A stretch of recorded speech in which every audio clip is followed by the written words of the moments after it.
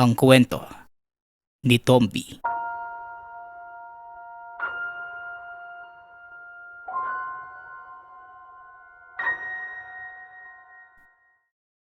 Ang kwentong ito ay hango sa totoong buhay.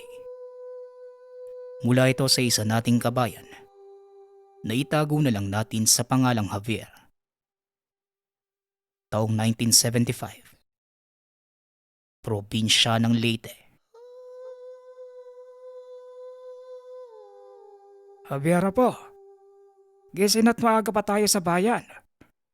May mga kailangan akong bilhin para dito sa kariton ng mga paninda nating buko. Akala ko ba sasama ka sa akin? Wika ni Lolo Arturo. Tindero ng buko at katuwang na matanda si Javier sa paglalako ng paninda. Opo Lolo, mabango na po. Tugon ni Javier habang nag-aalmusal. Ayos ka lang ba, Apo? Nitong mga nakaraang araw, napapansin kong parang palagi kang tinatanghali ng gising. May problema ba? Tanong ng lolo. Napapahala ang matanda sa biglaang pagbabago ng kilos ng apo. Ayos lang naman po ko, Lo. Pasensya na po kung palagi ako nahuhuling gumising ha. Di ko po kasi maintindihan eh. Pero parang palaging pagod ang katawan ko. Yung para bang magdamag ako na nagtatrabaho kahit maaga naman ako natutulog. Ewan ko ba, Lo? Tugon ni Javier. Nangyari ang lahat ng kakaiba sa sarili nang sumapit ang buwan ng kaarawan. Hindi na niya kayang ihiwalay ang totoo sa panaginip. Sa tuwing natutulog, nananaginip ito na nasa labas siya at mabilis na tumatakbo. Hindi niya alam kung bakit pero tila palagi siyang tumatakbo at may hinahabol. Kaya naman sa tuwing magigising sa umaga, sobrang pagod ng katawan niya. Ang mabuti pa siguro, Apo, magpatingin muna tayo sa manggagamot. Baka mamaya, napaglalaruan ka ng mga nilalang na hindi natin nakikita. Ayoko namang mahuli ang lahat. Iba ang kutob ko sa mga nangyayari sa iyo eh. Bilisan mo na ang pag-aalmusal. Dadaan muna tayo kila Agoncillo. Wika ni Lolo Arturo. Si Tata Agoncillo ay kilalang manggagamot sa lugar. Simula pagkabata ni Javier, dito na siya dinadala ng lolo kapag may sakit o kaya naman masama ang pakiramdam. Bata pa lamang si Javier, madalas na itong makakita ng mga kakaibang nilalang, maging aswang. Nakaengkwentro na ng binata habang nasa banyo. Nakadungaw sa palikuran at nakikita ang bilog na namumulang mga mata. Inaaswang pala si Javier, sanhi ng ilang buwan na pagkakasakit. Kailangan pa balo? Mawawala din naman to eh. Huwag na nating abalahin pa si Tata Agoncillo. Siguradong marami na naman yung pasyente. Huwebes po ngayon. Alam nyo namang 2 beses sa isang linggo lang kumanggamot yung matanda eh. Sigurado ako na kung dadaan pa tayo doon, baka gabihin naman tayo nang uwi mula sa bayan. Pagdadahilan ni Javier. Pero ang totoo, ayaw lang niya na maghintay sa pila. Madali itong mabagot at nais kagad makauwi. O siya, sige. Sa bayan na muna tayo pumunta. Pero ipangako mo sa akin, sa oras na lumalayang nararamdaman mo, huwag kang maglilihim. Magsabi ka kagad para naman maagapan natin. Naiintindihan mo ba ako, Apo? Bili ni Lolo Arturo. Tumangulang si Javier bilang pagsang-ayon. Nang naroon na sa bayan, habang nasa pamilihan, naiwan si Javier sa isang banda para bantayan ang tinda nilang buko. Bagamat nais ng lolo na bumili ng pyesa ng kariton, naisipan ni Javier na magbitbit na din ng panindang buko. Nakalagay ito sa magkabilang dulo ng kawayan na pinapasan. Mukhang matatagalan si lolo sa loob ah. Mabuti na lang naisipan kong magdala ng paninda. Kung hindi, sigurado ako mababagot na naman ako dito. Teka nga, parang mas magandang pumwesto doon malapit sa simbahan ah. Kahit 4 na buko lang ang mabili, para naman sulit yung paglalakad ko. Wika ni Javier sa sarili. Mas sinop sa pera ang binata. Natutunan niya ito kay Lolo Arturo kung paano magtipid at makapag-ipon ng sa gayon. May madudukot siya sa oras ng pangangailangan. O Javier, bakit andito ka? Hindi ba kayo maglalako ng lolo mo? Napagod na ba yung matanda sa pag-iikot? Wika ni Mang Waldo. Isang kabarangay na malaki ang naitulong sa kanila. Lalo na kapag nagkakasakit si Lolo Arturo at walang matakbuhan si Javier para mautangan. Isa si Mang Waldo sa tao mapagkakatiwalaan ng binata. Kaya po pala, Mang Waldo. Magandang araw po. Nasa loob pa po ng pamilihan si Lolo eh. Naghahanap ng pyesa para sa karito namin. Nasira po yung isang gulong eh. Kaya gusto ni Lolo palitan ng mas matibay na pyesa. Tugon ni Javier. Ganoon ba? Sana naman maayos na.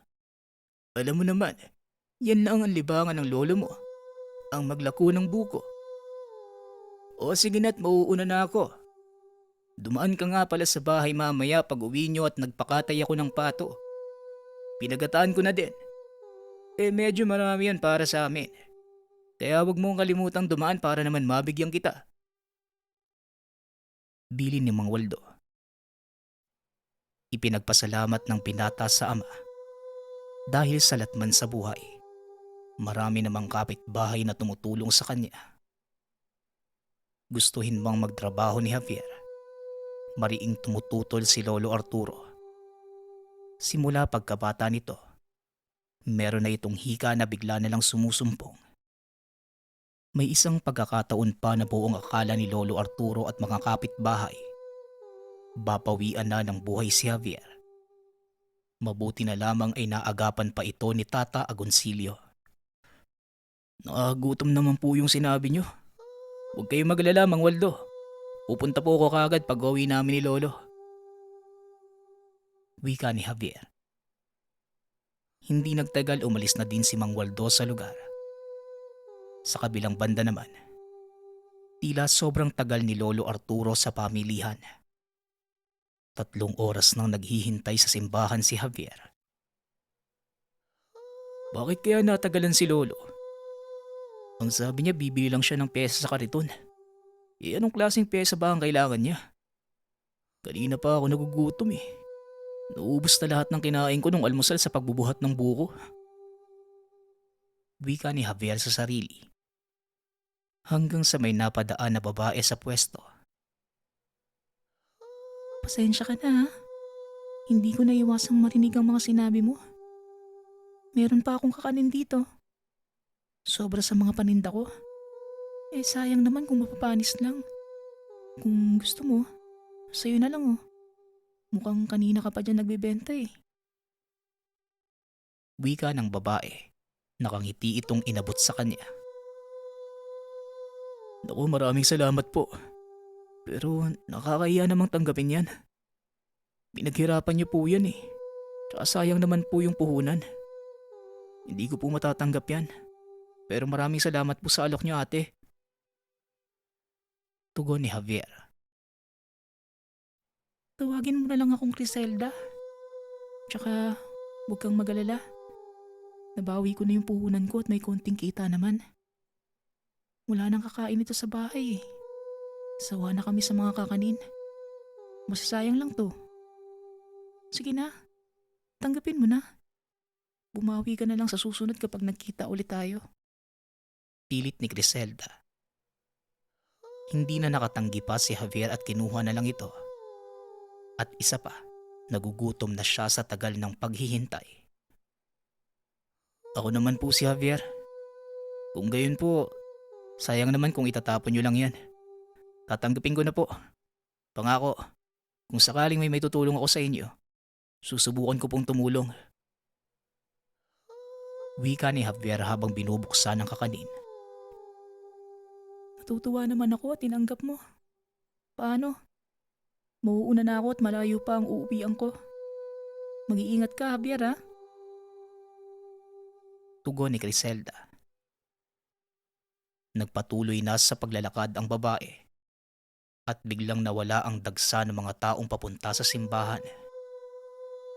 Ay, kapag siniswerte ka nga naman oh. Nakakuha pa ako ng libreng pagkain. Sa tingin pa lang masasabi kong masarap to. Isa pa, kakaiba ang bango ni Ate Griselda. Napakalinis ng amoy niya. Wika ni Javier sa sarili. Nang maubos ang 2 balot ng kakanin, saka pa lamang niya na malaya na 2 oras na pala ang lumipas. Pero wala pa din ang lolo. Nag-uumpisa ng mabahala si Javier. Ito ang unang beses na ganong katagal ang lolo sa pamilihan. Mag-aalas 3 na ng hapon. Halos maubos na din ang mga panindang buko. 2 peraso na lang ang naroon. Ano na kayo nangyari kay lolo? Ayos lang kaya siya?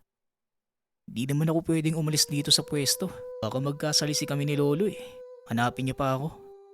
Pero bakit kaya ang tagal niya? Wika ni Javier. Mag-aalas 4 na nang makita niya si Lolo Arturo. Inaalalayan ito ng 2 binata papalapit sa kanya. Lolo, anong nangyari sa inyo? Ayos na po ba kayo? Paano po kayo? Tanong ni Javier. Makikita sa itsura ng matanda ang labis na panghihina. Meron din itong pasa sa mukha at ika-ika pang maglakad. Wala naman ito, Apo. Nagkaroon lang ng konting aksidente sa loob ng palengke. Pasensya ka na, Apo ha. Wala akong nabiling pesa sa kariton natin. Nawala yung pera ko eh. Pero ayahan mo na. Mag-iisip na lang ako ng paraan para makadilihensya nang makabili tayo ng para sa gulong ng kariton natin. Wika ni Lolo Arturo. Napaginitan ng grupo nila Giovanni at Abner itong si lolo mo eh. Binugbog at kinuha yung pera niya. Wala namang kaming nagawa. May patalim si Giovanni. Wika ng lalaki na nagpakilalang Gen. Nawala ng malay ang lolo mo at matagal din bago nagkamalay eh. Hindi naman namin alam kung saan ihahatid o kung may kasama. Kaya inantay na lang namin na magising siya doon sa klinika. Dagdag ng isa pa na si Kenneth. Paano? Mauulan na kami ha. Walang bantay sa tindahan namin eh. Sinamahan lang namin si lolo para mahatid dito. Wika ni Gen. Kagad namang dumiretso ang 2 sa palengke. Pasensya ka na talaga, Apo. Nawala pa tuloy yung natitira natin ipong pera. Medyo minalas yata tayo ngayon ha. Wika ni Lolo Arturo. Nakita ni Javier ang lungkot sa mukha ng matanda. Matagal nilang pinag-ipunan ang pambili ng pyesa sa lumang kariton. Pero sa isang iglap, nawala lang ito dahil sa mga mapagsamantalang tao. Huwag na ho kayong malungkot, Lo. Pera lang naman yun eh. Kikitain pa din naman natin yun. Ang mahalaga po, maayos kayo. May sugat po ba kayo? Ang mabuti pa siguro, sumakay na tayo pa uwi. Naibenta ko naman po lahat ng mga tinda kong buko ngayon eh. Mamaya po, maunguha ulit ako ng mga titinda ko bukas. Saglit lang naman po eh. May ipon ko na ulit yung pambili natin. Wika ni Javier. Nakangiti ang binata. Gusto nitong pagaanin ang pakiramdam ng lolo. Subalit labis ang galit nito sa kalooban. Nang mga oras na yon, gusto niyang sumugod sa palengke para hanapin ang mga nangikil sa matanda. Pero alam ni Javier, kailangan niyang unahing maiuwi ang lolo para makapagpahinga. Nang makauwi sa tahanan, kagad naman niyang pinahiga ang lolo at pumunta kila Mang Waldo. Oh Javier, bakit parang Biyernes Santo naman yung mukha mo? Ano bang nangyari? Kakarating niyo lang ba? Tanong ni Mang Waldo. Oo, Mang Waldo. Nagkaroon po kami ng problema sa palengke. Napag-initan si lolo ng tao ng grupo ni Giovanni. Ang masama pa, kinuha nila yung pera ni lolo matapos bugbugin eh. Mang Waldo, Dumaan lang po ako para dun sa ginataang pato para may makain si Lolo. Pasensya na po kayo ah. Wika ni Javier. Natatandaan niya ba yung muka? Ang mabuti pa siguro, magpasa kayo ng reklamo sa tanggapan ng kapitan nang mapuntahan kagad ng barangay. Hindi dapat palampasin ang ginawa nila kay Mang Arturo. Gusto mo bang samahan kita? Tanong ni Mang Waldo. Hindi na po siguro. Isa pa hindi naman natin kilala yung mga yun eh. Baka lalo lang kaming pag-initan ni Lolo. Tsaka naglalako po kami ng paninda naming buko. Ayoko na mapahamak pa si Lolo eh. Maraming salamat po dito sa ulam. Babawi na lang po ako sa susunod. Wika ng binata. Kaagad na itong nagpaalam kay Mang Waldo. Habang naglalakad papalayo, naaawa naman si Mang Waldo sa maglolo. Wala silang kakayahan na ipagtanggol ang mga sarili at walang ibang kamag-anak na malalapitan sa lugar. Sa tagal ng residente ni Lolo Arturo sa barangay na yon, ni minsan walang bumisitang kamag-anak sa kanya. Bata pa lamang si Javier. 5 taon pa lamang ito. Siya na lang ang kasama ng matanda. Kaya kahit anumang paraan na pwedeng makatulong, sinusubukan ni Mang Waldo na tulungan ng maglolo. Lo, kain na po muna kayo. May binigay sa aking ulam si Mang Waldo eh. Mainam po ito para bumuti ang pakiramdam niyo. Wika ni Javier. Ipinaghanda ng binata ang matanda ng makakain. Pero nag-alala si Javier nung makitang nanginginig ang katawan ni Lolo Arturo. Nang tignan niya ito, sobrang taas ng lagnat na matanda. Dala siguro ng pambubugbog sa kanya. Kagad lumabas si Javier. Pumunta sa tahanan ni Tata Agoncillo para humingi ng tulong. Subalit nang makarating doon si Javier, wala ito sa tahanan at tila may pinuntahan na ibang pasyente. Tuliro na ang itsura ng binata ng mga sandaling iyon. Javier, anong nangyayari sa'yo at hingal na hingal ka? Kung si Tata Agoncillo ang sandya mo, umalis. May sumundo sa kanya kanina. Manggagamot yata sa kabilang barangay. Wika ni Aling Celia, isa sa mga kapitbahay. Si Lolo po, napakataas ng lagnat at nanginginig eh. Hindi ko po alam ang gagawin. Ano po bang dapat ipainom sa kanya? Tanong ni Javier. Nanginginig na din ang binata sa labis na tensyong nararamdaman. Tila aatakihin na ito ng hika. Halika, sumama ka sa akin at may gamot pa yata ako sa bahay. Kalma mo ang sarili mo. Napakaputla mo na oh. Mamaya atakihin ka na naman ng hika mo. 2 pa kayong maging alagain ko. Huwag kang mag-alala. Bagiging maayos din ang lolo mo. Wika ni Aling Celia. Nang makuha nito ang kailangang gamot, kaagad na silang pumunta sa tahanan nila Javier. Nadatna ni Aling Celia ang nakakaawang sitwasyon ng matanda. Nang tanggalin ng ale ang damit ng lolo, tsaka lang nila nakita na tadtad ng pasa si Lolo Arturo sa muka, sa braso, pati na din sa mga binti. Meron din itong malaking pasa sa likod. Tila hinampas na kung anong matigas na bagay. Halos magwala si Javier sa mga nakita. Naroon na din ang ibang kapitbahay para tumulong. Natagalan pa bago humupa ang lagnat ni Lolo Arturo. Tsaka pa lamang kumalma si Javier. Ano bang nangyari sa'yo, Arturo? Mang walang puso ang gumawa nito sa'yo ah. Halos patayin ka na nila sa bugbog na natamo ng katawan mo. Wika ni Aling Cecilia. Bandang 11:00 ng gabi nang bumuti ang kalagayan ni Lolo Arturo. Nakatulog na ito at nawala na ang panginginig. Nagpaalam na din ang mga kapitbahay na tumutulong sa kanila.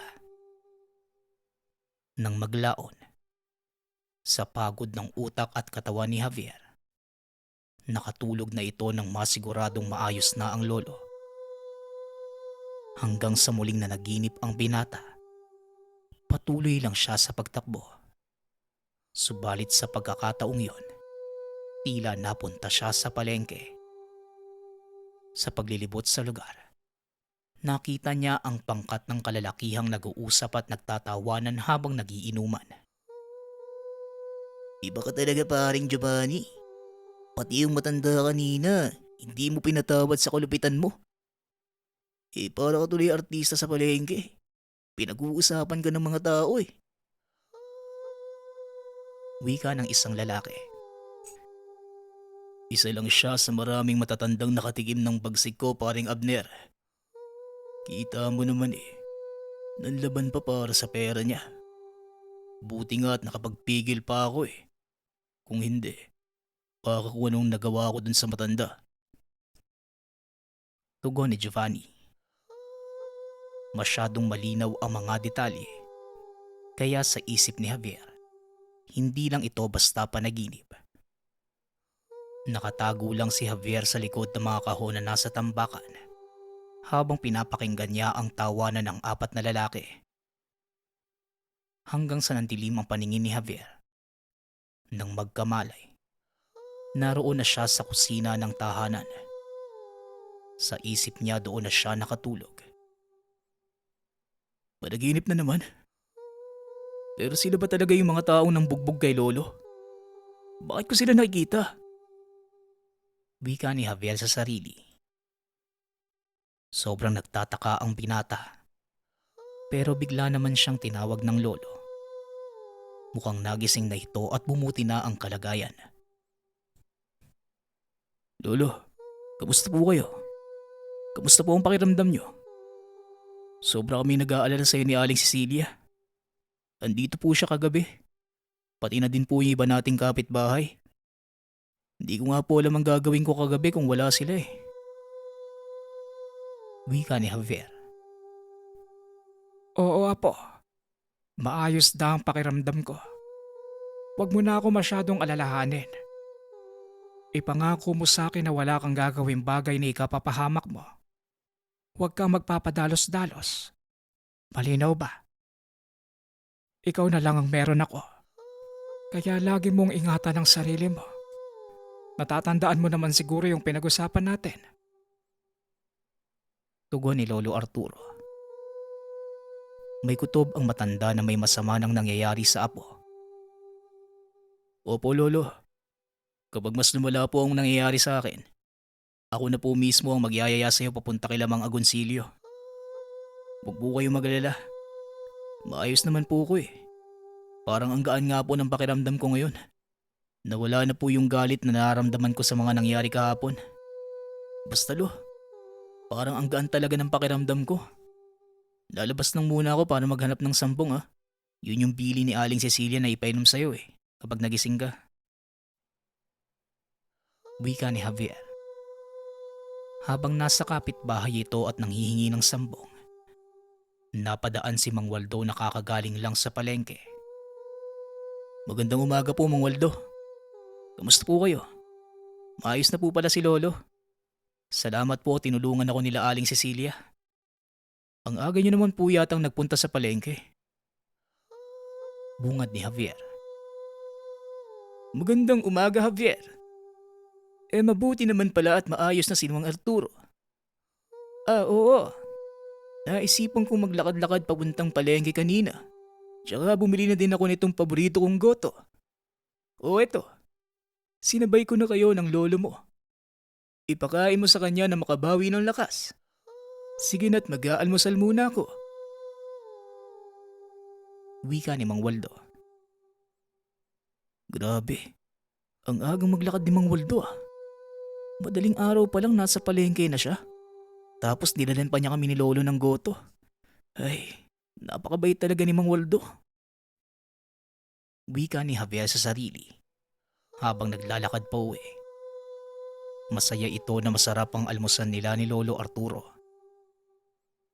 Pagdating sa tahanan, naabutan niya ang lolo na nagbabalat ng saging na saba Lolo, bakit bumangon na po kayo? Dapat nagpapahinga ka pa eh. Ako na po dyan. Ang mabuti pa mag-almusal po muna tayo.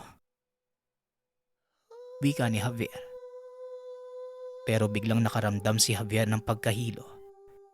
Napaupo ito at saglit na natahimik. Apo, ayos ka lang ba? Mukhang mas kailangan mo ng pahinga kaysa sa akin. Ang mabuti pa siguro, pumunta na tayo kay Agoncillo.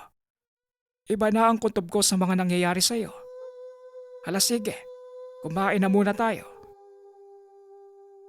Wika ni Lolo Arturo. Wala nang nagawa si Javier kundi sumunod sa matanda. Kahit siya ay hindi na maipaliwanag ang mga biglaang panlalambot. Kahit kumakain naman ng maayos.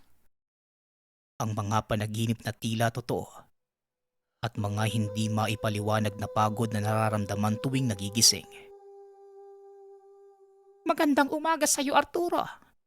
Kamusta na ang pakiramdam mo? Bakit naman lumabas ka na kaagad?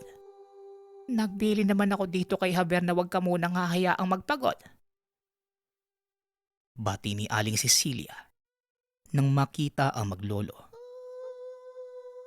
Etong apo ko. Ilang araw nang palaging nahihilo at nanlalambot. Nababahala na ako eh.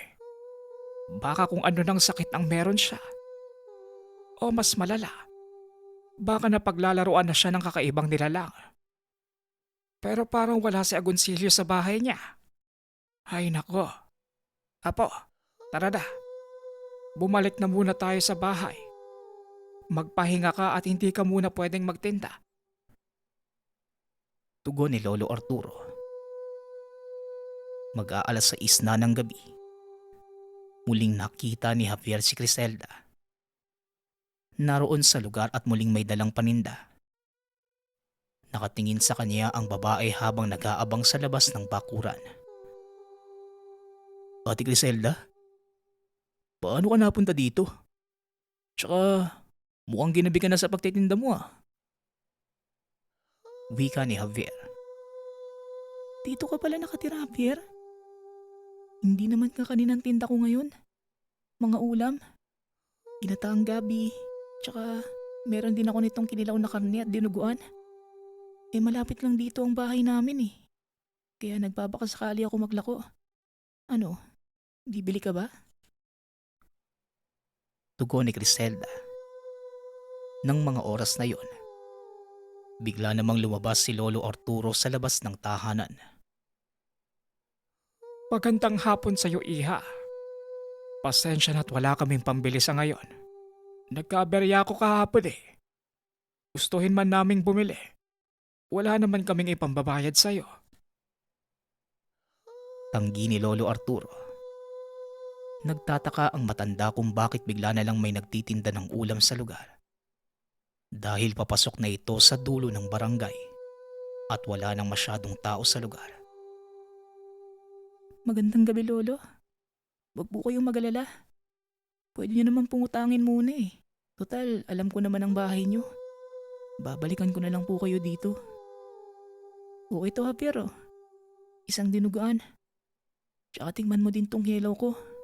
Sigurado masasarapan ka dyan. Pilit ni Criselda. Bago pa man muling makapagsalita si Lolo Arturo, kaagad nang umalis si Criselda. Apo, mukhang kilalang kilala ka ng babae ah. Saan mo ba nakilala yon? Tsaka bakit parang napakabait niya sa'yo? Tanong ni Lolo Arturo. Yun din nga po ang pinagtataka ko, Lo eh. Noong isang araw ko lang siya nakilala sa palengke. Binigyan niya po ako ng libreng kakanin nung inaantay ko kayo. Baka naman po nagkataon lang talaga, Lo. Pero hanga ako sa kanya. Kahit babae siya masipag siyang maglako. Pero nag-aalala nga ako sa kanya eh. Inabot na siya ng gabi sa daan. Wika ni Javier. Hala sige. Ang mabuti pa pumasok na tayo at mahamog na. Pagkatapos mong kumain, ikaw na lang ang magligpit sa kusina. Inaantok na ako eh. Tugon ni Lolo Arturo. Hindi na po ba kayo kakain, Lo? Tanong ni Javier. Dahil matanda na si Lolo Arturo, iniiwasan na nitong kumain sa gabi dahil sa hirap siyang makatulog kapag hindi kagad natunawan. Napasarap naman ang kain ni Javier. Natuwa siya at tama si Criselda. Sobrang sarap ng dinuguan at kinilaw na tinda nito. Ay, naparami yata ako ng kain ah. Paano ako makakatulog kagad nito? Ang mabuti pa siguro, magpapahinga muna ako sa labas ng pinto hanggang buwaba ang kinain ko. Wika ni Javier sa sarili. Tahimik lang itong nakaupo sa bakuran. Naisipan niyang magsunog ng mga tuyong dahon at sanga na naipon ng lolo. Bandang 9:00, mas lumalamig na ang hangin nang mapadaan sa kanila si Aling Cecilia. Aba, Javier, bakit nasa labas ka pa? Hindi mo ba nabalitaan yung sinabi ng barangay? Pumasok ka na sa loob ng bahay niyo at baka mahuli ka pa ng tanod. Balita sa bayan yung pinatay na grupo ng sanggana sa palengke. Gutay-gutay daw ang katawan at wala ng mga lamang loob. Ayon sa mga sabi-sabi, aswang ang pumatay sa mga siga.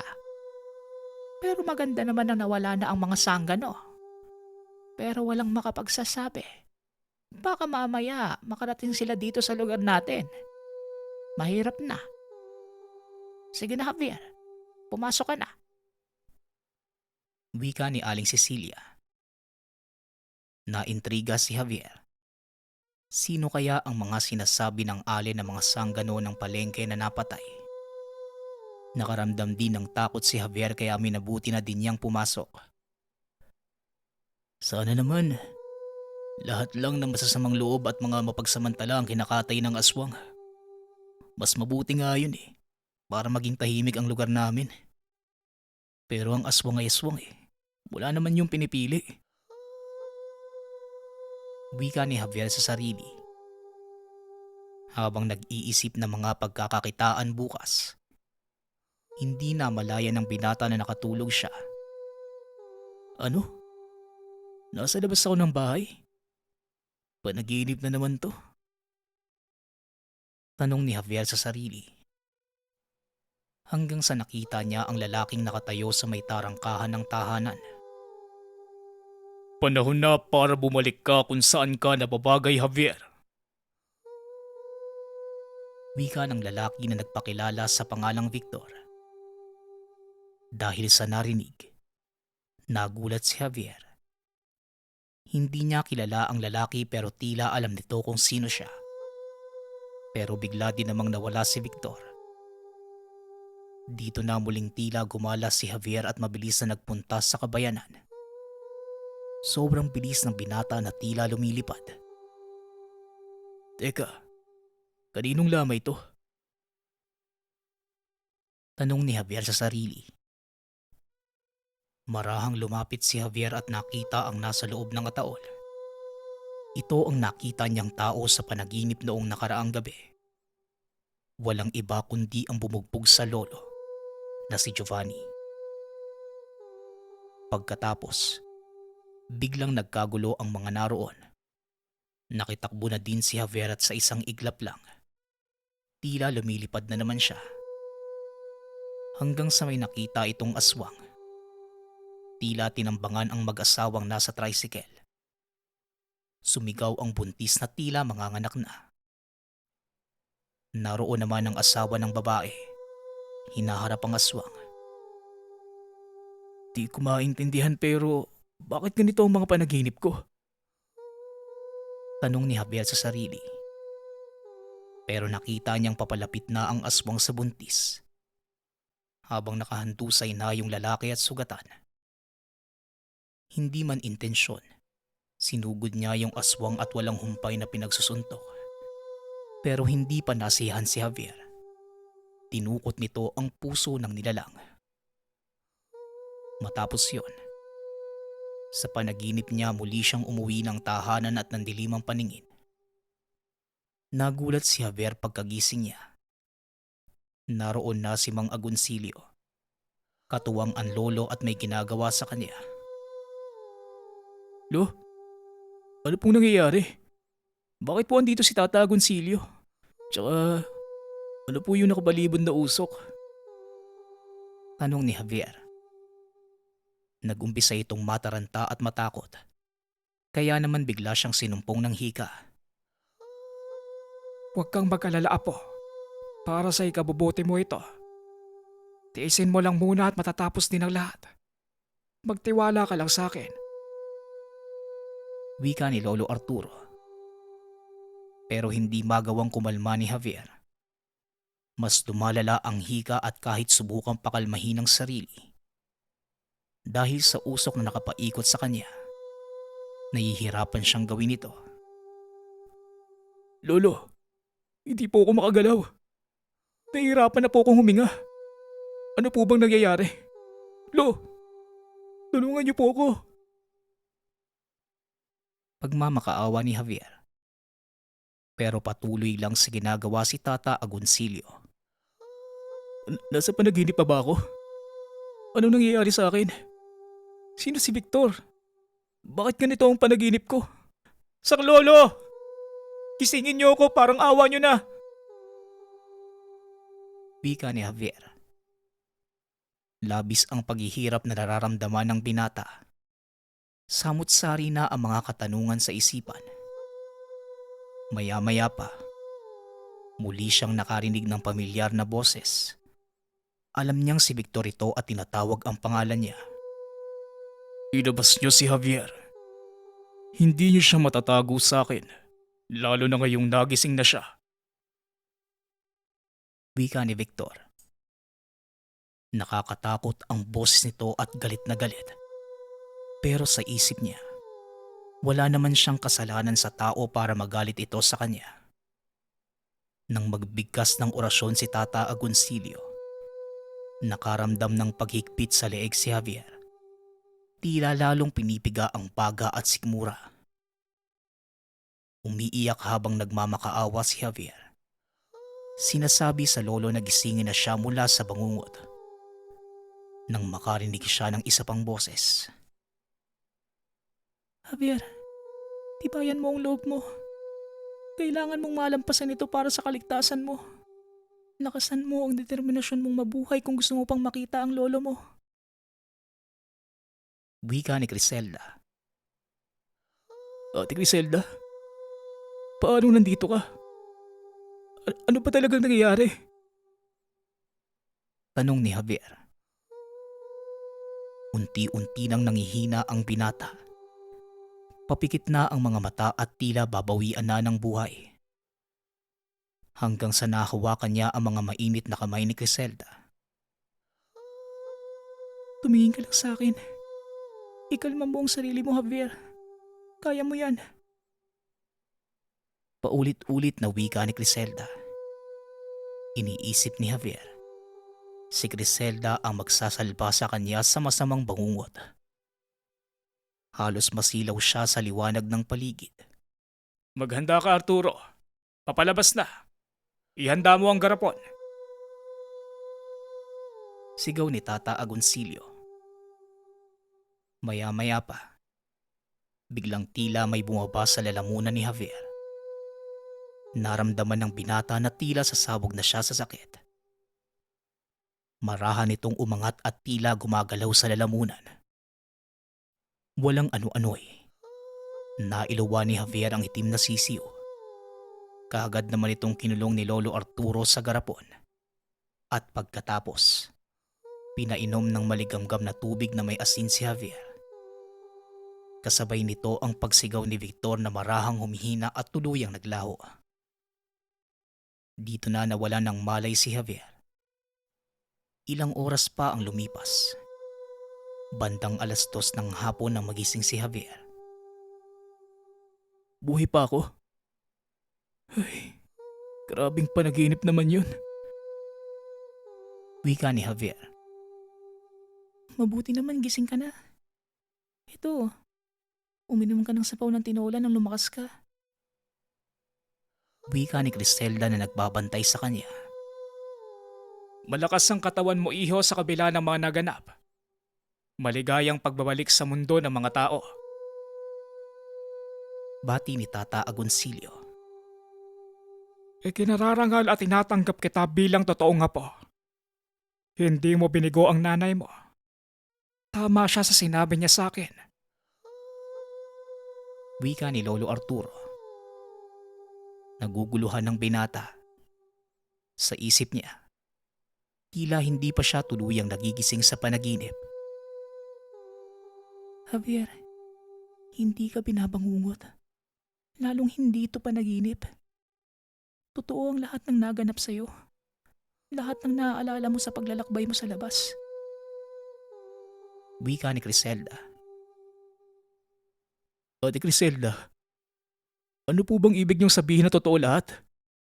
Hindi po ito magandang oras para magbiro. Tugon ni Javier. Hanggang sa lumapit sa kanya si Lolo Arturo. Javier po, oras na siguro para malaman mo ang lahat.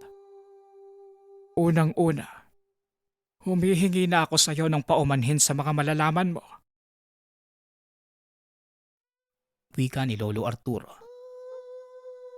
Saglit na natahimik ang paligid. Huminga muna si Lolo Arturo bago simulan ang pagsasalaysay. Apo, hindi kita kadugo.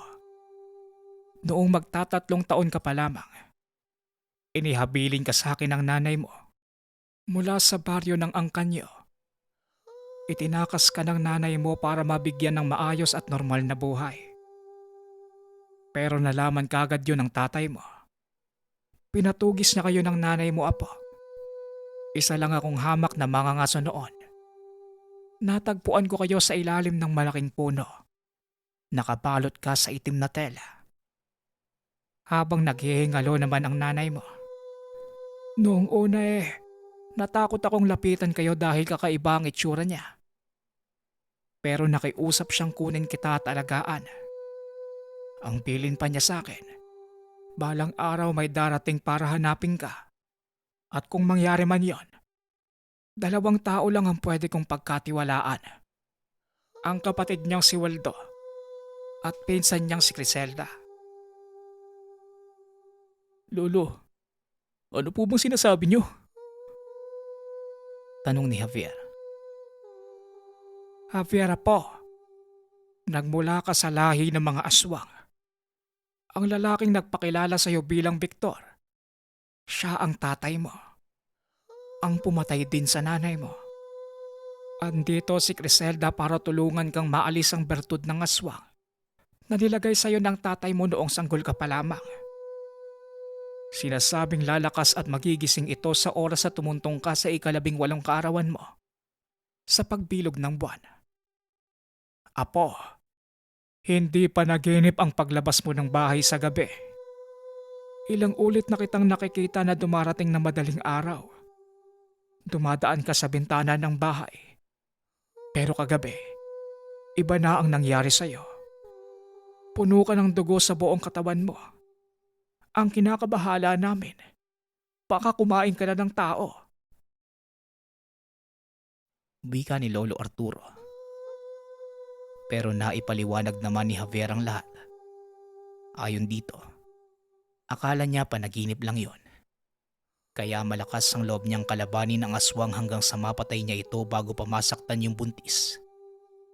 Pero ayon kay Javier, kung alam niya na totoo ang lahat ng yon, baka hindi siya sumugod sa sobrang takot. Nagpapasalamat ako kay Lolo Arturo at napalaki kanyang maayos at maginoong tao. Kung natatandaan mo yung mga binigay kong pagkain sa'yo, may laman yung mga ritual para maumpisa na ang paghihiwalay ng bertud sa katawan mo. Sa tulong ni Tata Agoncillo, doon lang ito nakumpleto. Wika ni Criselda. Dito unti-unting naalala ni Javier ang mga panahong noong bata pa. Regular silang pumupunta sa tahanan ni Tata Agoncillo at may mga orasyong binabasa sa kanya. Meron din itong pinapainom at pinapahid. Buong akala niya ay para lang ito sa mga pilay at pagkakasakit. Parte na pala ito ng mahabang proseso ng gamutan para maging normal siyang tao. Ito ang huling hapili ng nanay mo. Ang protektahang kalaban sa pamilyang aswang ni Victor. Pasensya ka na apo kung inilihim namin. Noong sinabi mo sa akin ang pangalang Criselda, tsaka ko lang naalala ang mga bilin ng nanay mo bago siya namatay. Kinukutoban na ako nag-uumpisa na ang paggising ng dugong aswang mo. Wika ni Lolo Arturo. Kung gayon, Lolo, ako po ba ang pumatay sa grupo nila Giovanni? Mamamatay tao po ba ako? Nakita ko pa silang nagiinuman ng isang gabi. Pagkatapos, kinaumagahan nun, napabalitang namatay na ang lahat ng membro ng grupo nila. Tanong ni Javier. Hindi ka mamamatay tao, Javier. Ako ang gumawa nun kila Giovanni. Hindi para sa iyo at hindi dahil pamangking kita, kundi dahil sinakta nila ang nag-iisang taong pumuprotekta sa iyo sa loob ng maraming taon laban kila Victor. Kaya walang ibang kamag-anak na dumadalaw kay Lolo Arturo. Hindi na siya nag-asawa para maprotektahan ka laban sa mga aswang. Kaya wag mo sanang sisihin ang lolo mo kung hindi niya kagad sinabi sa iyo. Pero ngayong matagumpay nang nawala ang bertud ng aswang, siguradong hindi ka nagagambalahin pa ng ama mo. Wika ni Mang Waldo. Labis ang pagkagulat ni Javier sa lahat ng nalaman. Pero kahit ganun pa man, wala siyang makitang dahilan para kamuhian ng lolo. Para sa kanya, wala na siyang ibang maituturing na kapamilya kundi ang matanda. Matagal na panahon na ang nakalipas, pero sariwa pa rin sa alaala niya ang lahat ng naganap. Nagpapasalamat pa rin siya kay Lolo Arturo na taong nagligtas ng aswang. Nang mga panahong ito, kilala ang pamilya ni Buho bilang angkan ng mga manggagamot. Si Lola Candelaria, isang batikang manghihilot at paltera o nagpapaanak sa sitio. Habang si Tatay Sitong naman, kilala sa kahusayan nito sa pagtatandok o pagpapalabas ng kamandag ng kahit anong hayop mula sa katawan ng tao. Pero ang pinakamalupit at inirespeto ng lahat ay si Lolo Esau. Ayon sa mga nakapagpagamot na sa matanda, kakaiba ang pamamaraan nito dahil habang ginagamot ng matanda, tila napupunta sila sa ibang mundo. Maging si Buho, naranasan ito nang minsan mangyari ang kakaibang kaganapan sa buhay. Nasa edad 16 ang binata. Hindi niya sinasadyang makasagi ng nilalang. Hindi naman ito nakita ng binata noong nanguhuli ng isda sa ilog malapit sa kanila. Halos 1 linggo bago matukoy ang karamdaman. Maging ang ama at lola, nahirapan din malaman kung ano ang nangyari sa kanya. Sitong, mabuti pa sunduin mo na ang tatay mo. Hindi ko na malaman kung paano gagamutin itong panganay mo. Utos ni Lola Candelaria. Ano ka ba naman, Buho? Alam mo namang tanghaling tapat nagpunta ka pa din sa ilog. Ilang beses na kitang sinabihan na huwag kang pupunta doon ng gantong oras . Tugon ni Tatay Sitong. Nako Sitong, hindi pa nga tayo sigurado kung talaga bang nagambala ng elemento ang anak mo. Nagngangawa ka na kagad. Sunduin mo na nga lang ang tatay mo. Tugon ni Lola Candelaria. Kaagad namang umalis si Tatay Sitong. Ilang minuto lang ang nakalipas. Dumating sa tahanan si Lolo Esau. Walang reaksyon ng mukha habang papalapit kay Buho. Naupo ang matanda sa tabi ng higaan ng binata. Hinawakan niya ang kamay nito. Hindi ka kasi nakikinig sa tatay mo. Ilang beses ka nang sinabihan na huwag kang pupunta sa ilog kapag tanghaling tapat. Yon ang oras ng paglabas ng mga kaibigan natin. Wika ni Lolo Isao. Nanguhuli lang naman po ako ng hito para panghapunan. Hindi ko napansin ang oras. 12:00 na po pala ng tanghali. Tugon ni Buho. Mabilis naman siyang nagamot ni Lolo Isao. Kaagad nakinig sa matanda ang elementong nabangga ng apo. Pero hindi pa doon natatapos ang karanasan ng binata pagdating sa mga elemento. Isang hapon habang nakikipaglaro ng basketball sa mga kaibigan. Isang puting ibon ang dumapo sa ring ng pinaglalaroang court. Saktong tumitira si Buho at napasobra ang pagkakabato ng bola. Kaya tinamaan ng puting ibon at bumagsak sa simentong sahig. Dali-dali naman itong dinampot ng binata at tinabi sa gilid. Kinausap pa ni Buho ang ibon. Pero pinagtawanan lang siya ng mga kalaro. Inaasar pa ito ng iba na nababaliw na. Habang ang ilan naman, nauunawaan siya dahil alam nilang may kakaibang kakayanan ang binata. Hindi na lang pinansin ni Buho ang pangungutya sa kanya. Sa halip itinuon nito ang pansin sa hawak na ibon. Naku naman, pasensya ka na ha. Hindi ko talaga sinasadya. Huwag naman sanang magalit yung nagmamayari sa'yo. Wika ni Buho. Sa kasamaang palad, nabali ang pakpak ng ibon. Dinala ng binata ang ibon pabalik sa tahanan. Hinanap ng binata ang lolo, pero wala ito doon. Ayon sa ama ay umuwi ito sa tahanan sa bundok. Teka, ano ba yung hawak mo? Kanina ko pa napapansin Saan mo ba nakuha yan? Tanong ni Tatay Sitong. Ipinakita ni Buho ang hawak na ibon at nanlaki ang mga mata ng ama nang makita. Mahabanging langit, Buho! Hindi mo ba nakikilala ang ibong yan? Isa yan sa mga engkantong ibon na karaniwang alaga ng mga engkanto. Ano na naman ba ang ginawa mong bata ka? Wika ni Tatay Sitong. Wala naman po, Tay. Aksidente ko pong natamaan ng bola yung ibon habang naglalaro. Kaya po nabali yung pakpak. May paraan po ba para mapagaling ko siya? Tugon ni Buho. Kagaya ng dati, muli nila itong sinangguni kay Tatang Isao. Sa pagkakataong yun, sinadya nila ang tahanan ng matanda sa tuktok ng bundok. Pagaman may sariling pamilya, mas ninais ni Tatang Isao na manirahan malayo sa mga anak dahil mas pinagtuunan niya ng pansin ang panggagamot at ang tungkulin sa kalikasan. Ito ang unang beses na makakapunta si Buho sa lugar.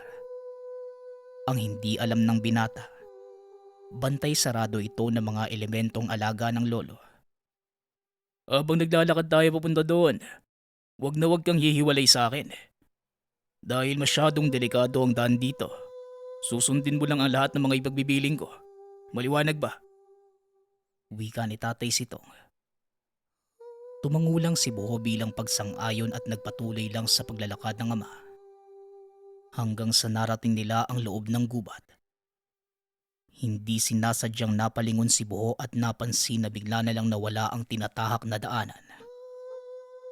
Tay, bakit po parang nawawala yung daan sa likod natin? Tanong ni Buho. Ibinaling naman ni Tatay Sitong ang ulo ng binata pabalik sa unahan at sinabing, huwag kang lilingon sa pinanggalingan natin, Buho. Pwede kang maligo kapag ginawa mo yun. Isa ito sa mga patibong na ginawa ng lolo mo para walang ibang makapasok sa teritoryo niya. Paliwanag ni Tatay Sitong. Maya-maya lang, narating nila ang bakanting gubat. Walang nakatayong puno pero napapaligiran ito ng napakadaming halamang gamot. Tay, nasaan na po ba tayo? Parang malayo na tayo sa baryo natin Tanong ni Buho. Nanlaki ang mga mata ng binata nang sabihin ni Tatay Sitong na naroon na sila sa ibang dimensyon. Walang ibang makakapasok sa lugar na ito kundi ang pamilya natin. Dinala kita dito sa lugar na ito dahil hindi magtatagal. Magiging kagaya ka din namin. Tugon ni Tatay Sitong. Maya-maya naglakad ito papasok sa mataas na kumpol ng lampunaya. Nang hawiin yon ng ama, tumambad kay Buho ang maliit na kubo. Nakita din niya si Lolo Esau, naglalatag ng mga pinatuyong halamang gamot. Napatingin sa kanila ang matanda at ngumiti. Sadyang napakaamo ng mukha nito. Itsura ng tao na tila hindi marunong manakit o magalit. Oh, napadalaw kayo. Anong may paglilingkod ko sa inyo, Sitong? At bakit sinama mo pa si Buho? Tanong ni Lolo Esau.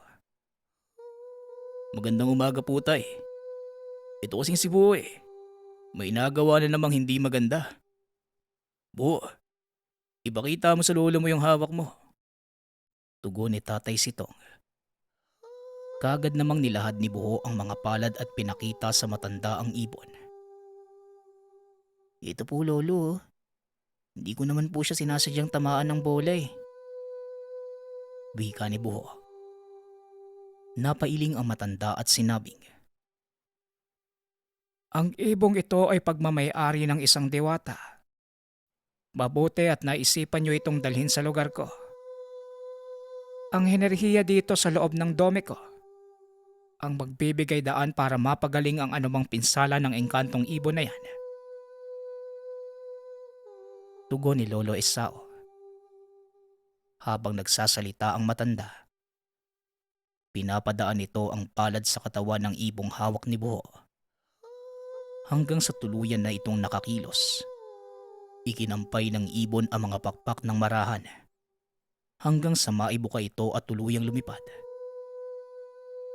Magkahalong takot at pagkamangha ang nararamdaman ni Buho ng mga sandaling yun. Pero may katanungang naglalaro sa isipan. Ano nga ba si Lolo Esau? Matagal na natili ang mag-ama sa lugar. Sari-saring prutas na noon pa lamang nakita ng binata ang pinatikim sa kanya. Habang kumakain, ikinikwento ng matanda ang tungkol sa lugar na iyon at kung bakit pinili nitong doon manirahan. Ang lugar na ito ay dating kinatitirikan ng tahanan namin noong bata pa ako. Dito namulat ang ama ko sa larangan ng panggagamot at dito din nabuo ang pamilya namin. Ipinamana niya ito sa aming magkakapatid. Pero sa kasamaang palad, mas pinili nilang mabuhay ng simple. Kaya ako ang mag-isang naiwan dito. Pinanatili ko kung anong nasimulan ng aking mga magulang. Kaya ako sinasabi ang lahat ng ito sa iyo, Buho. Dahil gusto kong ikaw ang mangalaga sa lugar na ito. Alam kong masyado ka pang bata, kaya hindi mo gaanong mauunawaan ng mga bagay-bagay. Pero sa pagdating ng takdang panahon, malalaman mo ang kahulugan ng sinasabi ko. Sa ngayon, maging masaya ka muna sa pagiging bata. Namnamin mo ang ganda ng buhay na pinagkaloob ng may kapal. At kapag dumating na ang oras na ikaw naman ang tatawagin ng may likha, huwag kang magdadalawang isip na gampanan ng anumang tungkuling nakaatang sa iyo. Wika ni Lolo Esau. Hanggang sa unti-unting napapikit ang binata at tuluyang nakatulog. Hindi na nito alam ang mga sumunod na nangyari. Nagising na lang ang binata na nasa loob na ito ng silid. Dali-dali naman itong lumabas at hinanap ang ama. Nagulat naman si Tatay Sitong dahil bigla na lang sumulpot si Buho sa harapan habang nagpapasa ng dyaryo. Ano ka ba namang bata ka? Bakit bigla ka na lang sumusulpot? May problema na naman ba? Tanong ni Tatay Sitong. Wala naman po, tay. Teka, paano po ako nakarating dito? Diba naroon tayo kila... Natigil ito nang sumubat ang ama. Ano bang sinasabi mong bata ka? Hindi naman tayo umalis dito sa bahay eh. Tugon ni Tatay Sitong. Laking pagtataka ng binata dahil ang pagkakatanda niya, ang ama mismo ang nagdala sa kanya sa lugar ng lolo. Pero tay, hindi po ako maaaring magkamali eh. Yung ibon po, nasa na? Di ba yun yung sadya natin sa lugar ni lolo? Wika ni Buho. Hanggang sa tumayo si Tatay Sitong at muling nagsalita. Hindi nga tayo umalis sa bahay natin. Ang lolo mo ang pumunta dito. Bakit? Ano pong nangyari? Tanong ni Tatay Sitong. Ipinaliwanag ng binata ang lahat. Sinabi ng ama na ganoon ang nararamdaman ng lahat ng taong ginagamot ng lolo.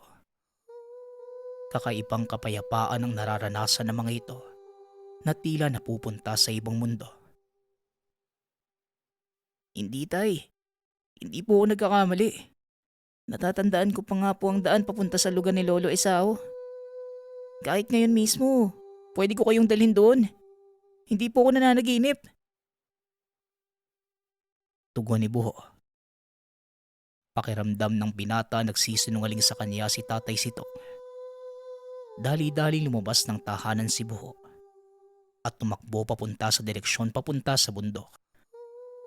Gabi na ng mga sandaling yun, kaya medyo nahirapan ng binata na tukuyin ang daanan at sa kasamaang palad ay naligaw ito. Halos mapuno ng galos ang katawan ni Buho dahil sa matatalas na mga tinik na nagkalat sa lugar. Nasa kalagitnaan siya ng madilim na kagubatan at ang tanging maririnig lang ay mga huni ng kuliglig at mga kulisap.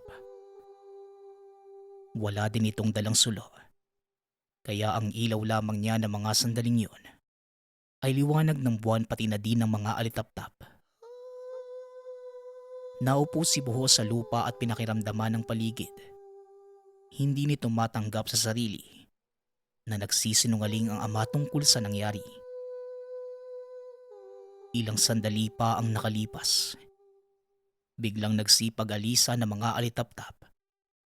Napatayo si Buho dahil nakarinig siya ng malakas na angil na tila nagmumulas sa malaking nilalang. Nakaamoy din ito ng malakas na amoy ng sinindihang tabako. Kaya naman nagsimula ng matakot ang binata. Hanggang sa nakaramdam siya ng mahinang pagyanig, kasabay ng mga yabag ng paa na tila papalapit sa kanya. Biglang tumayo ang balahibo nito sa batok nang marinig ang napakalaking boses ng nilalang. Anong ginagawa ng munting tao dito sa aking teritoryo? Ang lakas naman ng loob mong pumasok dito. Wika ng kapre. Napaatras si Buho habang umiiyak. Lalo na nang makita ang nagbabagang mga mata ng napakalaking tao. Hindi na malaya ng binatang nakapasok pala siya sa teritoryo ng kapre. Hindi ko po alam. Hindi ko na po alam na kayo po ang may-ari ng lugar na ito. Pasensya na po. Naliligaw kasi ako. Tugon ni Buho. Halos maihina ito sa salawal dahil sa sobrang takot. Naliligaw? Saan ba ang punta mo? Teka, huwag kang matakot sa akin. Dahil hindi naman ako nangangain ng tao. Maliban na lang kung meron kang masamang tangka sa akin. Muling wika ng kapre. Wala po. Ang totoo, papunta po ako sa lugar ng lolo ko. Kung maaari po sana, pakituro naman po sa akin ang daan papunta doon. Tugon ni Buho. Naupo ang kapre sa harapan ni Buho at hinithit ang napakalaking tabako. Alam mo bang ang lugar na ito ay napakadelikado para sa mga taong kagaya mo? Sabihin mo sa akin, ano ang pangalan ng lolo mo? Tanong ng kapre. Esau po ang pangalan ng lolo ko. Tugon ni Buho. Pagkasabi ni Buho ng pangalan ng lolo, Biglang napatayo ang kapre at nakita ng binata ang pagkagulat ng nilalang. Anong sabi mo? Si Esau ang lolo mo? Si Tandang Esau? Niloloko mo ba ako? Tanong ng kapre. Akmang hahambalusin na sana nito ang binata na may biglang nagsalita. Itigil mo yan kung ayaw mong parusahan kita. Wika ng tinig. Napalingon ang kapre sa likuran at nakitang nakatayo si Tandang Esau. Paumanhin po, Tandang Esau. Hindi ko po alam. Inakala ko pong nagsisinungaling lang ang binatang ito. Akala ko ginagamit niya ang pangalan niyo para makapasok sa dominyo. Tugon ng kapre. Biglang tinaas ng matanda ang tungkod at napaluhod ang napakalaking nilalang. Hindi ka ba nag-iisip? Alam mong mga kadugo ko lang ang maaaring makapasok sa lugar ko. At ang batang yan, siya ang apo kong si Buho. Wika ni Lolo Esau. Muling humingi ng kapatawaran ng kapre at kaagad ding umalis. Laking pagtataka ng matanda kung paano ito nakarating sa lugar. Dahil nawawala ang mga alaala ng lahat ng nakarating doon sa oras na makalabas sila. Pero nagawang maalala ni Buho ang daan pabalik. Lolo Esau, salamat po at dumating kayo. Pinuntahan ko po kayo dito dahil sabi ni tatay, hindi daw po totoo ang nangyari na pagbuhay niyo sa ibon. Pero hindi po ako naniniwala sa kanya eh. Alam ko pong totoo lahat ng mga nangyari. At gusto ko po yung patunayan sa kanya. Wika ni Buho habang nakayakap sa lolo. Wala kang dapat patunayan sa kanya, Buho. Alam ng tatay mo na mangyayari ang araw na ito. Halika, doon tayo mag-usap sa kubo at ipapakita ko sa iyo. Tugon ng matanda. Naglakad ang dalawa papunta sa kaloob-looban ng gubat. At muli nakarating si Buho sa lugar ng lolo. Ano po bang ipapakita niyo sa akin, lol? Hindi na ituloy ni Buho ang sasabihin. Nakita niyang nakatayo ang ama sa mismong tapat ng kubo ng matanda. Pasensya ka na anak kung sa tingin mo nagsinungaling ako. Gusto ko lang din mapatunayan ang sinasabi ng lolo mo na ikaw ang magmamana ng kakayanan niya. Mukhang hindi nga siya nagkamali. Dahil sa lahat kayo magpipinsa na dinala ng lolo mo dito, ikaw lang ang nakaalala ng daan pabalik. Wika ni Tatay Sitong. Tama ang tatay mo. Ito ay isa sa mga pagsubok na dapat pagdaanan ng taong magiging tagapagmana ko. At pumasa ka, Buho. Dagdag ni Tandang Esau. Pero lolo, hindi ko naman po ginusto ang ganitong buhay eh. Nais ko lang din po ng simple. Pero tinatandaan ko din po ang sinabi mo sa akin na kahit anong gawin kong pag-iwas, hindi ko po maitatanggi ang kapalaran ko. Wika ni Buho. At simula ng araw na yon, tinanggap ng buo ni Buho ang pagiging manggagamot. Maliban sa tungkuling ito, naging tagapagmana din siya ni Lolo Esau at naging ermitanyo.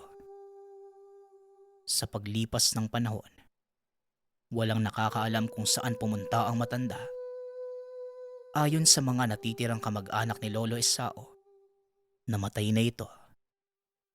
Pero wala namang makapagturo ng eksaktong pinaglibingan sa matanda. May iilang nakapagsabi na patuloy pa din nilang nakikita ang misteryosong matanda. Samantalang si Buho naman, nagkaroon na ng sariling pamilya at pinagpatuloy ang sinimula ng angkan. Pinili nitong ilihim sa lahat ang lugar na pinaglalagian ni Lolo Esau dahil pinamumugaran ito ng mga elemento. Ayaw ni Buho na magambala ang katahimikan ng lugar. Sa pamamagitan ng mga aral na natutunan kay Lolo Esau, tuluyan niyang sinara ang lagusan papunta doon. Nang sa ganon ay wala nang ibang makapasok. Paminsan-minsan dumadalaw pa din siya sa lugar bilang pag-alala sa lahat ng mga itinuro ng lolo. Hindi nito makakalimutan ang mga bagay na ipinamulat ng matanda, lalo na ang respeto sa mga nilalang na hindi nakikita. Kagaya ni Lolo Esau, kinagiliwan din ng mga elemento si Buho.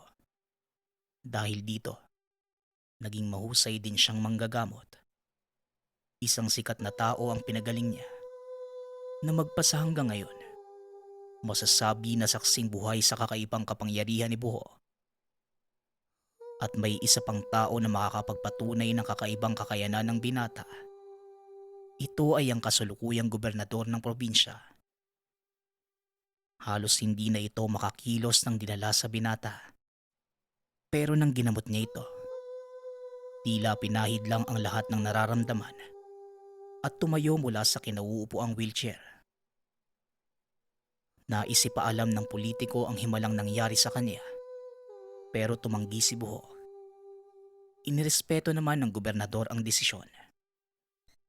At bilang gantimpala, pinagkalooban nito ng bahay at lupa si Buho na ginamit ng binata para maging lugar ng pagdadausan ng panggagamot. Sa kasalukuyan, patuloy pa din ang gagamot si Buho at sa bawat pasyenteng dumadaan, pinapaunawa nito ang kahalagahan ng respeto, kagaya ng ginawa ng kanyang guro at lolo, si Tandang Esau. Nang mga panahong ito, kilala ang pamilya ni Buho bilang angkan ng mga manggagamot. Si Lola Candelaria, isang batikang manghihilot at paltera o nagpapaanak sa sityo. Habang si Tatay Sitong naman, kilala sa kahusayan nito sa pagtatandok o pagpapalabas ng kamandag ng kahit anong hayop mula sa katawan ng tao. Pero ang pinakamalupit at inirespeto ng lahat ay si Lolo Esau. Ayon sa mga nakapagpagamot na sa matanda, kakaiba ang pamamaraan nito dahil habang ginagamot ng matanda, tila napupunta sila sa ibang mundo. Maging si Buho, naranasan ito nang minsan mangyari ang kakaibang kaganapan sa buhay. Nasa edad 16 ang binata. Hindi niya sinasadyang makasagi ng nilalang. Hindi naman ito nakita ng binata noong nanguhuli ng isda sa ilog malapit sa kanila. Halos 1 linggo bago matukoy ang karamdaman. Maging ang ama at lola, nahirapan din malaman kung ano ang nangyari sa kanya. Sitong, mabuti pa sunduin mo na ang tatay mo. Hindi ko na malaman kung paano gagamutin itong panganay mo. Utos ni Lola Candelaria. Ano ka ba naman, Buho? Alam mo namang tanghaling tapat nagpunta ka pa din sa ilog. Ilang beses na kitang sinabihan na huwag kang pupunta doon ng gantong oras eh. Tugon ni Tatay Sitong. Nako Sitong, hindi pa nga tayo sigurado kung talaga bang nagambala ng elemento ang anak mo. Nagngangawa ka na kagad. Sunduin mo na nga lang ang tatay mo. Tugon ni Lola Candelaria. Kaagad namang umalis si Tatay Sitong. Ilang minuto lang ang nakalipas. Dumating sa tahanan si Lolo Esau. Walang reaksyon ng mukha habang papalapit kay Buho. Naupo ang matanda sa tabi ng higaan ng binata. Hinawakan niya ang kamay nito. Hindi ka kasi nakikinig sa tatay mo. Ilang beses ka nang sinabihan na huwag kang pupunta sa ilog kapag tanghaling tapat. Yon ang oras ng paglabas ng mga kaibigan natin. Wika ni Lolo Esau. Nanguhuli lang naman po ako ng hito para panghapunan. Hindi ko napansin ang oras. 12:00 na po pala ng tanghali. Tugon ni Buho. Mabilis naman siyang nagamot ni Lolo Esau. Kaagad nakinig sa matanda ang elementong nabangga ng apo. Pero hindi pa doon natatapos ang karanasan ng binata pagdating sa mga elemento. Isang hapon habang nakikipaglaro ng basketball sa mga kaibigan, isang puting ibon ang dumapo sa ring ng pinaglalaroang court. Saktong tumitira si Buho at napasobra ang pagkakabato ng bola. Kaya tinamaan ng puting ibon at bumagsak sa simentong sahig. Dali-dali naman itong dinampot ng binata at tinabi sa gilid. Kinausap pa ni Buho ang ibon, pero pinagtawanan lang siya ng mga kalaro. Inaasar pa ito ng iba na nababaliw na. Habang ang ilan naman, nauunawaan siya dahil alam nilang may kakaibang kakayanan ang binata. Hindi na lang pinansin ni Buho ang pangungutya sa kanya. Sa halip itinuon nito ang pansin sa hawak na ibon. Naku naman, pasensya ka na ha. Hindi ko talaga sinasadya. Huwag naman sanang magalit yung nagmamayari sa'yo. Wika ni Buho. Sa kasamaang palad, nabali ang pakpak ng ibon. Dinala ng binata ang ibon pabalik sa tahanan. Hinanap ng binata ang lolo, pero wala ito doon. Ayon sa ama ay umuwi ito sa tahanan sa bundok. Teka, ano ba yung hawak mo? Kanina ko pa napapansin eh. Saan mo ba nakuha yan? Tanong ni Tatay Sitong. Ipinakita ni Buho ang hawak na ibon at nanlaki ang mga mata ng ama nang makita. Mahabanging langit, Buho! Hindi mo ba nakikilala ang ibong yan? Isa yan sa mga engkantong ibon na karaniwang alaga ng mga engkanto. Ano na naman ba ang ginawa mong bata ka? Wika ni Tatay Sitong. Wala naman po, Tay. Aksidente ko pong natamaan ng bola yung ibon habang naglalaro. Kaya po nabali yung pakpak. May paraan po ba para mapagaling ko siya? Tugon ni Buho. Kagaya ng dati, muli nila itong sinangguni kay Tatang Esau. Sa pagkakataong yun, sinadya nila ang tahanan ng matanda sa tuktok ng bundok. Pagaman may sariling pamilya, mas ninais ni Tatang Esau na manirahan malayo sa mga anak dahil mas pinagtuunan niya ng pansin ang panggagamot at ang tungkulin sa kalikasan. Ito ang unang beses na makakapunta si Buho sa lugar. Ang hindi alam ng binata, bantay sarado ito ng mga elementong alaga ng lolo. Habang naglalakad tayo papunta doon, wag kang hihiwalay sa akin. Dahil masyadong delikado ang daan dito, susundin mo lang ang lahat ng mga ipagbibiling ko. Maliwanag ba? Wika ni Tatay Sitong. Tumangulang si Buho bilang pagsang-ayon at nagpatuloy lang sa paglalakad ng ama. Hanggang sa narating nila ang loob ng gubat. Hindi sinasadyang napalingon si Buho at napansin na bigla na lang nawala ang tinatahak na daanan. Tay, bakit po parang nawawala yung daan sa likod natin? Tanong ni Buho. Ibinaling naman ni Tatay Sitong ang ulo ng binata pabalik sa unahan at sinabing, huwag kang lilingon sa pinanggalingan natin, Buho. Pwede kang maligo kapag ginawa mo yun. Isa ito sa mga patibong na ginawa ng lolo mo para walang ibang makapasok sa teritoryo niya. Paliwanag ni Tatay Sitong. Maya-maya lang, narating nila ang bakanting gubat. Walang nakatayong puno, pero napapaligiran ito ng napakadaming halamang gamot. Tay, nasaan na po ba tayo? Parang malayo na tayo sa baryo natin ah. Tanong ni Buho. Nanlaki ang mga mata ng binata nang sabihin ni Tatay Sitong na naroon na sila sa ibang dimensyon. Walang ibang makakapasok sa lugar na ito kundi ang pamilya natin. Dinala kita dito sa lugar na ito dahil hindi magtatagal. Magiging kagaya ka din namin. Tugon ni Tatay Sitong. Maya-maya naglakad ito papasok sa mataas na kumpol ng lampunaya. Nang hawiin yon ng ama, tumambad kay Buho ang maliit na kubo. Nakita din niya si Lolo Esau, naglalatag ng mga pinatuyong halamang gamot. Napatingin sa kanila ang matanda at ngumiti. Sadyang napakaamo ng mukha nito. Itsura ng tao na tila hindi marunong manakit o magalit. Oh, napadalaw kayo. Anong maipaglilingkod ko sa inyo, Sitong? At bakit sinama mo pa si Buho? Tanong ni Lolo Esau. Magandang umaga po tay. Ito kasing si Buo eh. May nagawa na namang hindi maganda. Buo, ipakita mo sa lolo mo yung hawak mo. Tugon ni Tatay Sitong. Kagad namang nilahad ni Buho ang mga palad at pinakita sa matanda ang ibon. Ito po lolo. Hindi ko naman po siya sinasadyang tamaan ng bola eh. Wika ni Buho. Napailing ang matanda at sinabing,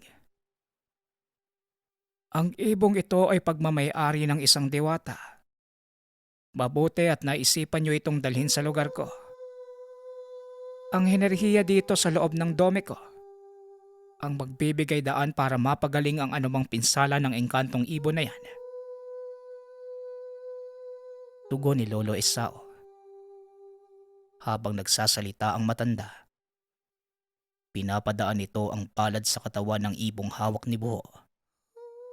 Hanggang sa tuluyan na itong nakakilos. Ikinampay ng ibon ang mga pakpak ng marahan hanggang sa maibuka ito at tuluyang lumipad. Magkahalong takot at pagkamangha ang nararamdaman ni Buho ng mga sandaling yun. Pero may katanungang naglalaro sa isipan. Ano nga ba si Lolo Esau? Matagal na natili ang mag-ama sa lugar. Sari-saring prutas na noon pa lamang nakita ng binata ang pinatikim sa kanya. Habang kumakain, ikinikwento ng matanda ang tungkol sa lugar na iyon at kung bakit pinili nitong doon manirahan. Ang lugar na ito ay dating kinatitirikan ng tahanan namin noong bata pa ako. Dito namulat ang ama ko sa larangan ng panggagamot at dito din nabuo ang pamilya namin. Ipinamana niya ito sa aming magkakapatid. Pero sa kasamaang palad, mas pinili nilang mabuhay ng simple. Kaya ako ang mag-isang naiwan dito. Pinanatili ko kung anong nasimulan ng aking mga magulang. Kaya ako sinasabi ang lahat ng ito sa iyo, Buho. Dahil gusto kong ikaw ang mangalaga sa lugar na ito. Alam kong masyado ka pang bata, kaya hindi mo gaanong mauunawaan ng mga bagay-bagay. Pero sa pagdating ng takdang panahon, malalaman mo ang kahulugan ng sinasabi ko. Sa ngayon, maging masaya ka muna sa pagiging bata. Namnamin mo ang ganda ng buhay na pinagkaloob ng may kapal. At kapag dumating na ang oras na ikaw naman ang tatawagin ng may likha, huwag kang magdadalawang isip na gampanan ng anumang tungkuling nakaatang sa iyo. Wika ni Lolo Esau. Hanggang sa unti-unting napapikit ang binata at tuluyang nakatulog. Hindi na nito alam ang mga sumunod na nangyari. Nagising na lang ang binata na nasa loob na ito ng silid. Dali-dali naman itong lumabas at hinanap ang ama. Nagulat naman si Tatay Sitong dahil bigla na lang sumulpot si Buho sa harapan habang nagpapasa ng dyaryo. Ano ka ba namang bata ka? Bakit bigla ka na lang sumusulpot? May problema na naman ba? Tanong ni Tatay Sitong. Wala naman po, tay. Teka, paano po ako nakarating dito? Diba naroon tayo kila... Natigil ito nang sumubat ang ama. Ano bang sinasabi mong bata ka? Hindi naman tayo umalis dito sa bahay eh. Tugon ni Tatay Sitong. Laking pagtataka ng pinata dahil ang pagkakatanda niya. Ang ama mismo ang nagdala sa kanya sa lugar ng lolo. Pero tay, hindi po ako maaaring magkamali eh. Yung ibon po, nasa na? Di ba yun yung sadya natin sa lugar ni lolo? Wika ni Buho. Hanggang sa tumayo si Tatay Sitong at muling nagsalita. Hindi nga tayo umalis sa bahay natin. Ang lolo mo ang pumunta dito. Bakit? Ano bang nangyari? Tanong ni Tatay Sitong.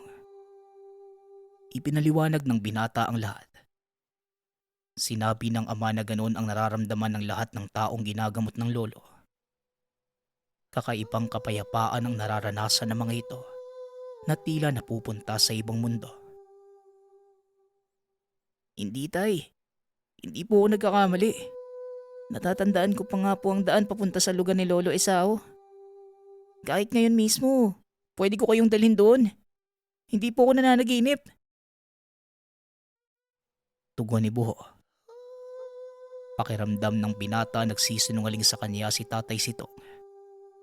Dali-dali lumabas ng tahanan si Buho at tumakbo papunta sa direksyon papunta sa bundok. Gabi na ng mga sandaling yon, kaya medyo nahirapan ng binata na tukuyin ang daanan at sa kasamaang palad ay naligaw ito. Halos mapuno ng galos ang katawan ni Buho dahil sa matatalas na mga tinik na nagkalat sa lugar. Nasa kalagitnaan siya ng madilim na kagubatan at ang tanging maririnig lang ay mga huni ng kuliglig at mga kulisap. Wala din itong dalang sulo, kaya ang ilaw lamang niya ng mga sandaling yun ay liwanag ng buwan pati na din ng mga alitaptap. Naupo si Buho sa lupa at pinakiramdaman ng paligid. Hindi nito matanggap sa sarili na nagsisinungaling ang ama tungkol sa nangyari. Ilang sandali pa ang nakalipas. Biglang nagsipag-alisa ng mga alitaptap. Napatayo si Buho dahil nakarinig siya ng malakas na angin na tila nagmumulas sa malaking nilalang. Nakaamoy din ito ng malakas na amoy ng sinindihang tabako. Kaya naman nagsimula ng matakot ang binata. Hanggang sa nakaramdam siya ng mahinang pagyanig. Kasabay ng mga yabag ng paa na tila papalapit sa kanya. Biglang tumayo ang balahibo nito sa batok nang marinig ang napakalaking boses ng nilalang. Anong ginagawa ng munting tao dito sa aking teritoryo? Ang lakas naman ng loob mong pumasok dito. Wika ng kapre. Napaatras si Buho habang umiiyak. Lalo na nang makita ang nagbabagang mga mata ng napakalaking tao. Hindi na malaya ng binatang nakapasok pala siya sa teritoryo ng kapre. Hindi ko po alam. Hindi ko na po alam na kayo po ang may-ari ng lugar na ito. Pasensya na po. Naliligaw kasi ako.